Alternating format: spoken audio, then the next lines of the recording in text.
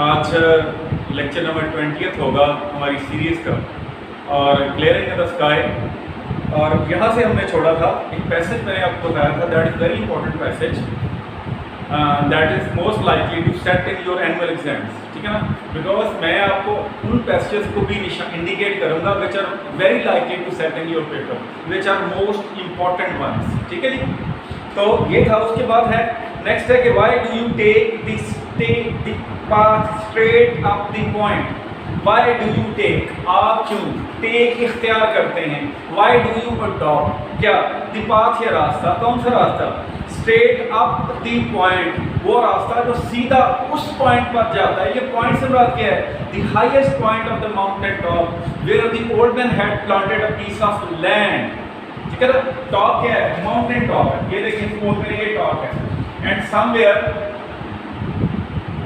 यहाँ थोड़ा और बताता हूँ, इज इट विजिबल, यस। ठीक है जी, माउंटेन टॉप ये है माउंटेन टॉप, माउंटेन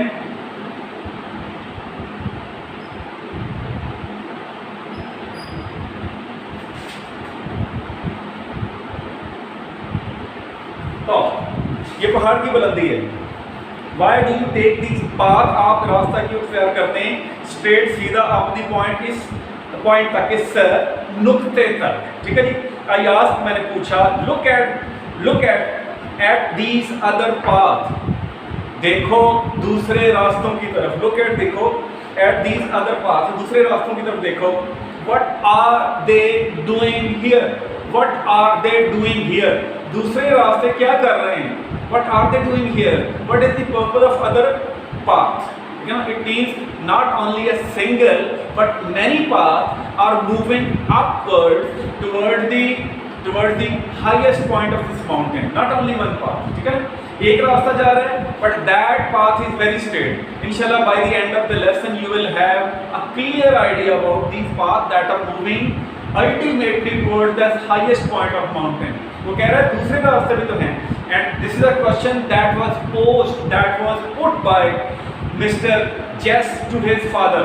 क्या कह रहा है, बाबा इतने रास्ते दूसरे भी हैं, but why do you take the path here? Why do you take the path to the point? आप ये रास्ता क्यों इख्तियार करते हैं। और ये आप निशान लगा लें, these two lines, they are very important for punctuating points of view. Punctuation ये बहुत अहम है, थोड़ा सा हो भी जाए इसमें। What are you taking? Why do you take the path straight up the point?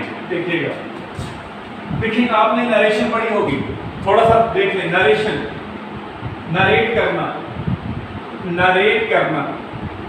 एक होता है नरेट करना और एक होता है डिस्क्राइब करना। थोड़ा सा मैं आज पंक्चुएशन की बात कर दूं, दोनों का मतलब है बयान करना,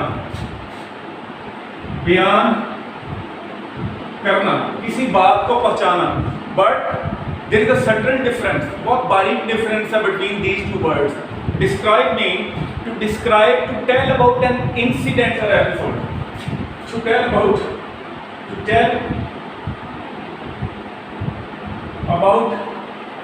an incident. To tell about an incident or an episode, किसी वाक़े के मुताबिक बयान करना डिस्क्राइब है।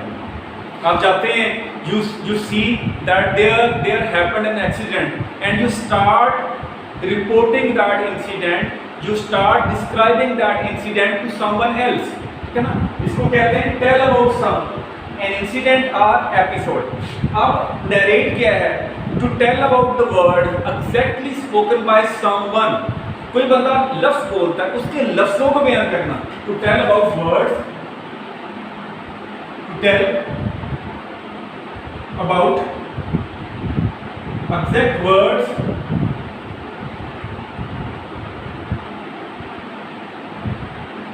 स्पोकन बाय समवन, किसी को लफ्ज बयान करना। टू टेल अबाउट, जी, किसी के मुंह से निकले हुए लफ्ज बयान करना, यही नरेशन है। और नरेशन दो किस्म की, अच्छा नरेट से नरेशन है। ठीक है जी, किसी से लफ्ज है नरेशन, और आप पढ़ चुके हैं डायरेक्ट एंड इनडायरेक्ट। पूरा क्या है, direct and indirect narration. Narration दो किस्म की है, एक है डायरेक्ट और दूसरी है इनडायरेक्ट। अच्छा, आप ये बात मुझे क्लियर करना दें कि ये मैं पंक्चुएशन बता रहा हूँ which is based on your text. हमने सारी पंक्चुएशन नहीं करनी है। We have to take into account only those important points of punctuation which help us solve this passage of based on your text. General punctuation की बात नहीं कर, यहाँ दो कैटेगरीज में हेल्प करता हूँ। We need to learn some points of general punctuation, but we need to learn more about textual punctuation. ये मैं जो पंक्चुएशन कर रहा हूँ ये टेक्स्ट बेस्ड कर रहा हूँ, text based punctuation, based punctuation है, टेक्स्ट की बुनियाद पे पंक्चुएशन। जनरल भी करेंगे हम, थोड़ी सी करेंगे क्योंकि हमें टेक्स्ट से आनी है, हमें टेक्स्ट के स्टाइल को देखना है, ठीक है। तो डायरेक्ट नरेशन है, इनडायरेक्ट नरेशन है, ये बात आपको पता है कि डायरेक्ट नरेशन होती है, इंटरेक्ट होती है, ठीक है ना। अच्छा, अब इससे अहम बात ये है इसके पार्ट्स क्या होते हैं, ठीक है। पार्ट्स इसके हिस्से देखें। अच्छा, अगली बात ये है कि आपकी किताब में इनडायरेक्ट नरेशन नहीं दिए गए, आपके किताब में नरेशन सिर्फ डायरेक्ट है, डायरेक्ट नरेशन, डायरेक्ट नरेशन है आपकी किताब में, सिर्फ डायरेक्ट नरेशन है। कौन सी है? सिर्फ डायरेक्ट नरेशन, यानी कि अच्छा एक बात। दूसरा है कि पार्ट्स क्या होते हैं डायरेक्ट नरेशन के? एक होता है रिपोर्टिंग स्पीच, रिपोर्टिंग स्पीच, और दूसरा होता है reported speech, reported speech, reporting speech and reported speech. Reporting speech, reporting speech बात बयान करने वाला, खबर देने वाला। रिपोर्टिंग स्पीच क्या है? सॉरी, मार्कर जो है मेरी इट्स नॉट वर्किंग, ये चलिएगा जी, ये होता है रिपोर्टिंग, खबर देने वाला, खबर देने वाला। और एक होता है रिपोर्टेड स्पीच, जो खबर दी जाए, जो खबर दी जाए, जो आपको खबर पहुंचाई जाए। रिपोर्टिंग स्पीच है खबर देने वाला, रिपोर्टेड जो खबर आपको पहुंचाई जाए। और आपको हमेशा ये पता है, ये 9th और 10th में आप बातें सीखे हैं कि reported speech is always put with an inverted comma. Reported speech जो है, reported speech is always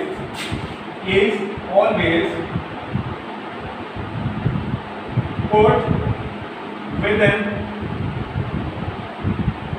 inverted comma. ये हमेशा इन्वर्टेड कॉमा के अंदर होता है रिपोर्टेड स्पीच, बाहर नहीं होता है। डायरेक्ट स्पीच की बात कर रहा हूँ, डायरेक्ट नरेशन की बात कर रहा हूँ, ठीक है जी। अच्छा, और अब आपने इसके पार्ट्स जानने के बाद रिपोर्टेड स्पीच और रिपोर्टिंग स्पीच, डायरेक्ट नरेशन के लिखने के 3 स्टाइल हैं। स्टाइल क्या है? टोटल है 3 स्टाइल। स्टाइल नंबर 1 की बात करते हैं, स्टाइल नंबर 1 की बात करते हैं। स्टाइल नंबर 1 क्या है?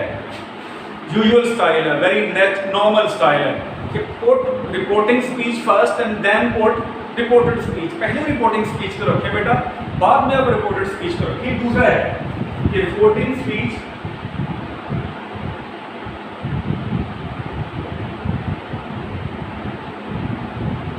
और रिपोर्टेड स्पीच,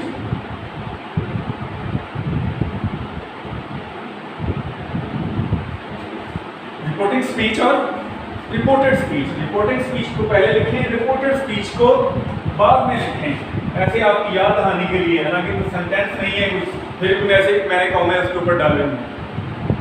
दूसरा स्टाइल, रिपोर्टेड स्पीच को पहले रखें, रिपोर्टिंग को बाद में ले जाएं। दूसरा स्टाइल क्या है? रिपोर्टेड स्पीच को पहले रखें, कॉमा लगाएं, और रिपोर्टिंग स्पीच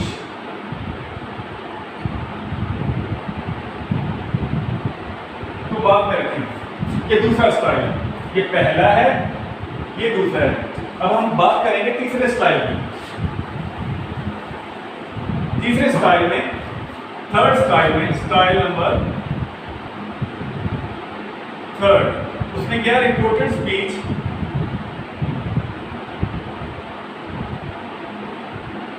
का कुछ हिस्सा पहले, उसके लिए मैं कहता हूं रिपोर्टेड स्पीच पार्ट 1, ठीक है जी। कुछ हिस्सा इसका पहले, फिर कॉमे लगाने, फिर रिपोर्टिंग स्पीच रखना है,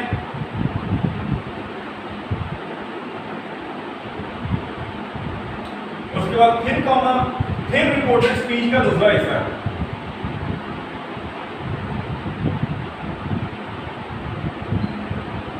रिपोर्टेड स्पीच का दूसरा हिस्सा है, reported speech part 1, reported speech part 2, और रिपोर्टिंग स्पीच को दरमियान में रखेंगे।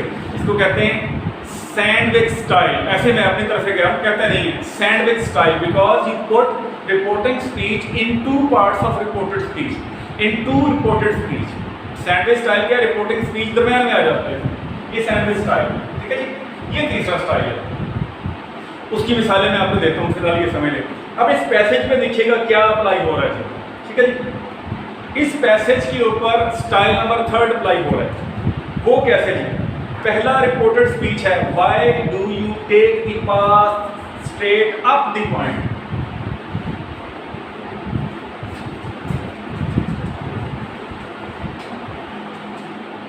Why do you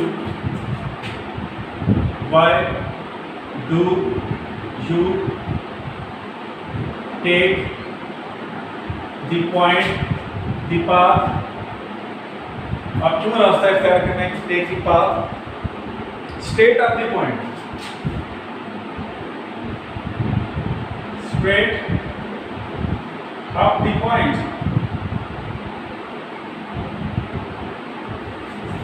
आप सीधा रास्ता क्यों इख्तियार करते हैं? अच्छा, ये बेटा रिपोर्टेड स्पीच है। रिपोर्टेड स्पीच का पहला हिस्सा है, ये इन्वर्टेड कॉमा के अंदर बंद आएगा। और रिपोर्टेड स्पीच चूंकि ये पूरा सेंटेंस है, अब ये देख लें W यहां से शुरू हो रहा है, W बड़ा है, मैं और बड़ा कर देता हूं। Why do you take the path straight up the point? उसके बाद I ask, मैंने पूछा, यहां इसने, अच्छा आप चूंकि ये इंट्रोगेटिव सेंटेंस है इसलिए रिपोर्टेड स्पीच, अच्छा ये reported speech part 1, reported speech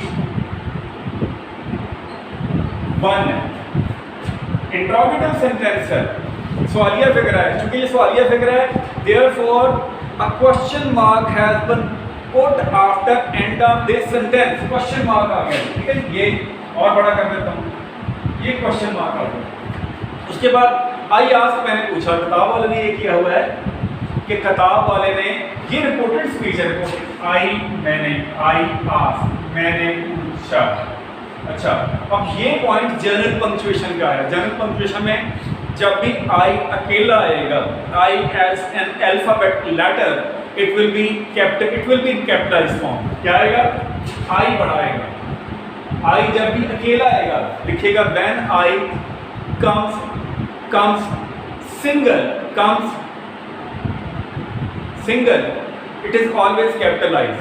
तो हमेशा ये कैपिटलाइज होता है जब भी सिंगल आएगा, इट इज ऑलवेज कैपिटलाइज होगा। ये ICAPITA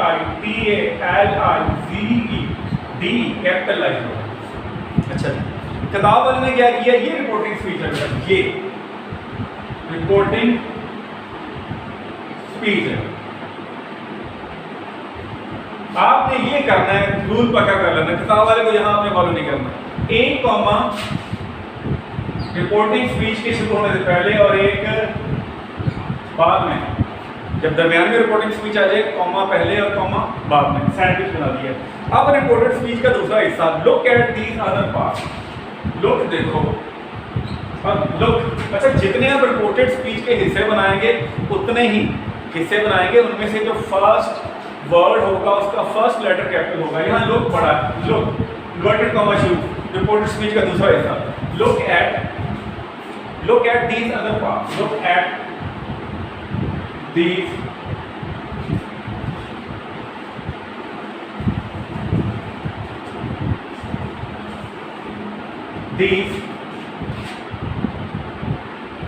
अदर पाथ, देखो दूसरे रास्तों, लुक एट अदर पाथ, दूसरे देखो दूसरे रास्तों की तरफ। ठीक है जी। यहां उन्होंने साइन ऑफ एक्सक्लेमेशन डाला हुआ है, साइन ऑफ एक्सक्लेमेशन, इसके मतलब बात होगी कि लिखेगा साइन ऑफ एक्सक्लेमेशन। मैं इस पे नेक्स्ट लेक्चर में बात करूंगा। वैसे साइन ऑफ एक्सक्लेमेशन का मतलब ये होता है this sentence after which a sign of exclamation has been used, it contains an emotional tone, जज्बाती है ना। देखिए आप जब किसी बंदे को सुन रहे हैं, when you are listening to a speaker, you can guess from his tone that he is speaking with full emotionality। तो फिर तो आपको पता है कि पूरी इमोशनैलिटी के साथ बोल रहा है, ठीक है ना। अब मैं टोन बदलता हूँ, देखिए look at the other path, look at this other path। अब इस बात को, मेरे टोन को कैसे कॉपी किया जाएगा इन रिटन टेक्स्ट, कैसे किया जाएगा? उस सेंटेंस के आखिर में sign of exclamation will be put, means this sentence it contains, it is filled with high emotional tone, बहुत इमोशन के साथ भरा हुआ है, ठीक है ना।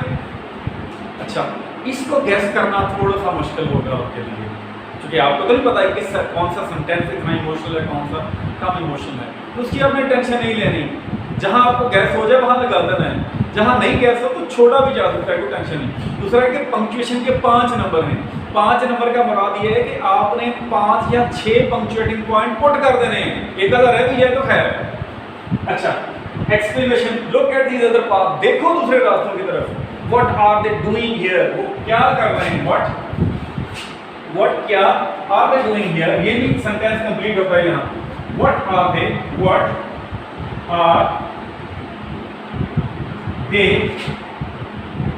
डूइंग हियर, वो रास्ते यहाँ क्या कर रहे हैं, और ये खत्म होता है बेटा, इन्वर्टेड कॉमे खत्म होते हैं, ठीक है जी। अब सपोज करें आपको अगर ये पैसेज आ जाता तो आपने किया क्या है, कितने पंक्चुएटिंग पॉइंट लगाए हैं। देखिए पहला पंक्चुएटिंग पॉइंट ये है, नंबर 1 इन्वर्टेड कॉमा लगाए हैं, कोटेड स्पीच शुरू हो रहा है। दूसरा पंक्चुएटिंग पॉइंट ये है, ये देखिए ये दूसरा पंक्चुएटिंग पॉइंट दूसरा है, और तीसरा पंक्चुएटिंग पॉइंट ये है, तीसरा ये है, तीसरा पंक्चुएटिंग पॉइंट ये है, ठीक है। और चौथा पंक्चुएटिंग पॉइंट ये है, और पांचवा ये आई का बड़ा होना, ये भी पंक्चुएटिंग पॉइंट, और छठा पंक्चुएटिंग पॉइंट ये इन्वर्टेड कॉमा लगाया जिसका रिपोर्टेड स्पीच का एक सेंटेंस शुरू हो रहा है, और सातवां पंक्चुएटिंग पॉइंट ये है। और व्हाट आर दे, यहां मैं लगाना जी व्हाट जी, उसके बाद और आठवां पंक्चुएटिंग पॉइंट ये देखिए 1 2 3, 3 के बाद ये 4, ये जो मैंने साइन ऑफ एक्सक्लेमेशन लगाई है, बस ये 9 पॉइंट बनते हैं टोटल। मुझे थोड़ी सी अब सीक्वेंस उसकी भूल गई है, 9 पॉइंट आपने पुट कर देने, 4-5 पुट कर देंगे तो नंबर आ जाएंगे, इसकी टेंशन ज़्यादा नहीं लेंगे। तो ये अहम है पैसेज आपकी पंक्चुएशन के लिए। क्या है, why do you take the steep path state of the point, I asked look at other path, what are they doing here. तो तमाम रास्ते यहाँ क्या कर रहे हैं, थोड़ा सा मैं इसको आप स्क्रीन को विजिबल करता हूँ ताकि आपको ये बात थोड़ा सा आ जाए, आप तक पहुँच जाए, ठीक है ना। दूसरा सेकेंड ईयर के साथ I am going to have a live session with my second year student at their insistence, at their repeated request, and I will go online on tomorrow right at 10 PM, कल रात 10 बजे I will go online, ठीक है ना। and आगे ये कि and after this is my first experience to go live. After this I will decide to take another separate live session with my first year class as well, और उसमें मेरे comment box में चल रहा होगा, I will come to know how many students have joined me, and you can put your queries as well as your question right into that comment box, ठीक है ना। आपके जो queries question हैं, you can type your queries and comments over there, and inshallah by reading your question I will come to answer them inshallah, okay जी। तो don't get disappointed and be happy, be optimistic, be full of hope. because if you lose hope, you lose each and everything.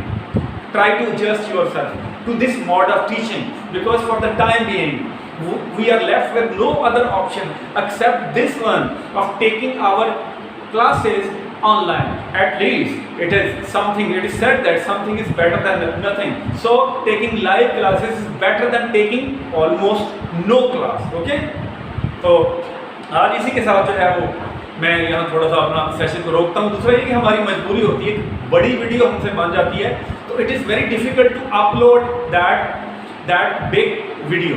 Therefore we try to make short videos, those short videos which can be easily uploaded on YouTube. ठीक है बेटा। और इसके बाद ये punctuation का मैंने एक लेक्चर दे दिया और फर्स्ट लेक्चर की पंक्चुएशन रह गई।